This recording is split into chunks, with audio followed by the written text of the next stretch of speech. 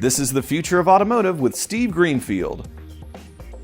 Welcome back to the latest episode of the Future of Automotive on CBT News, where we put recent automotive and mobility news into the context of the broader themes impacting the industry.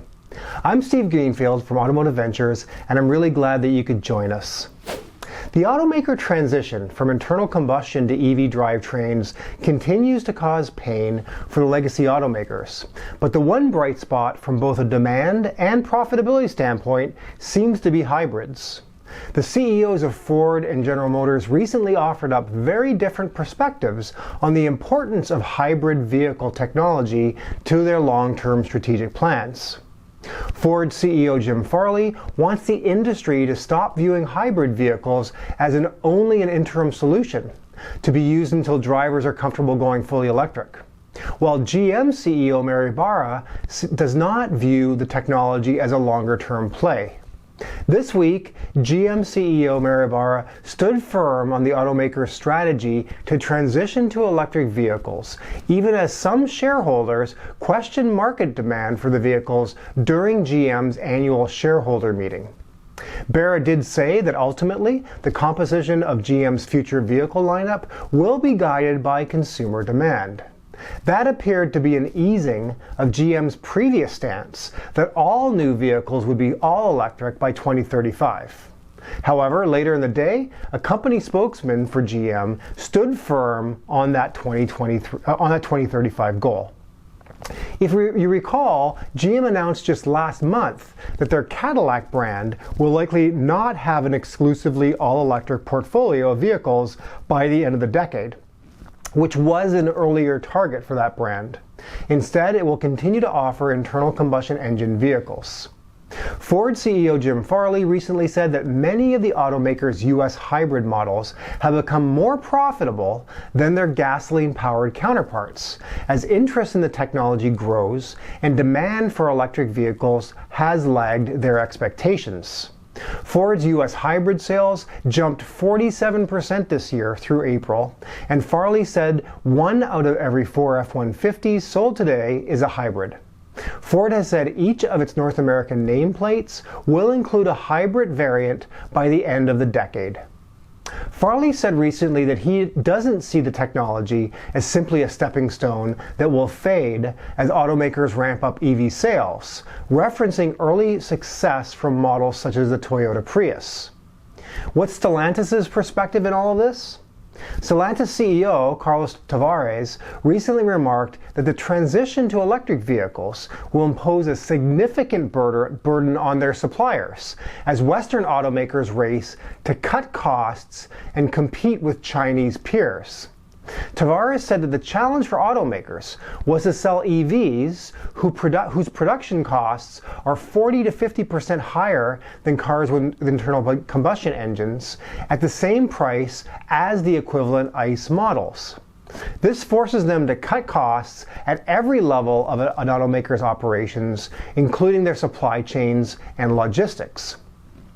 With legacy automakers spending upwards of $1 trillion to retool their factories and build new plants to transition from internal combustion drivetrains to EVs and hybrids, it's been a huge challenge for them to be able to anticipate consumer demand. Even with billions of dollars of consumer-facing government incentives meant to spark demand in EVs, we still see the combination of battery EVs and plug-in hybrids only representing about 8% of total new passenger sales. The surprise growth this year has been in the non-plug-in hybrid vehicles, demand for which is currently very hot. With automakers losing billions of dollars across their EV divisions, equating to tens of thousands of dollars per vehicle sold, it's no surprise that they're not only stepping back from their ambitious EV targets, but also filling in the gap with new hybrid models, which both satisfy consumer interim demand and generate a lot more profit than a full battery electric vehicle. And finally, the fact that the presidential election is only 5 months away is casting even more uncertainty about the midterm demand for EVs. Donald Trump has threatened to dismantle the Inflation Reduction Act and tax incentives for EVs. So there's a great deal of uncertainty how much demand will be remaining without any tax incentives to the consumer. It continues to be an interesting year for EVs, and I'm sure it's enough to create a lot of anxiety and spirited debate within the boardrooms of the legacy automakers. So with that, let's transition to our companies to watch. Every week we highlight interesting companies in the automotive technology space to keep an eye on. If you read my weekly Intel report, we showcase a company to watch, and then take the opportunity here on this segment to share that company with you. Today, our new company to watch is LucidBots. LucidBots aims to revolutionize the cleaning industry and turn dull, dirty jobs into efficient, effortless tasks that improve cleanliness and quality of life. LucidBots has invented a purpose-built cleaning drone to make tough exterior cleaning and spraying jobs a breeze. Their Sherpa drone takes efficiency, safety, and profitability to the next level.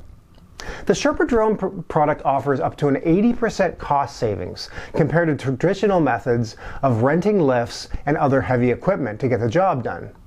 The Sherpa drone claims to be able to clean over 300 square feet a minute. They claim that users can increase ROI up to 400%, and that most users see a return on their investment after only 2 jobs. If you'd like to learn more about LucidBot, you can check them out at www.lucidbots.com. So that's it for this week's Future of Automotive segment. If you're an auto tech entrepreneur working on a solution that helps car dealerships, we want to hear from you. We are actively investing out of our dealer fund.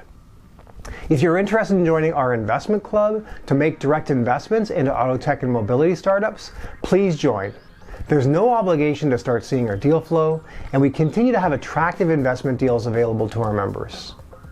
Don't forget to check out my book, The Future of Automotive Retail, which is available on Amazon.com, and keep an eye out for my new book, The Future of Mobility, which is almost complete and will be out soon. Thanks as always for your ongoing support and for tuning into CBT News for this week's Future of Automotive segment, and we'll see you next week. Thanks for watching The Future of Automotive with Steve Greenfield.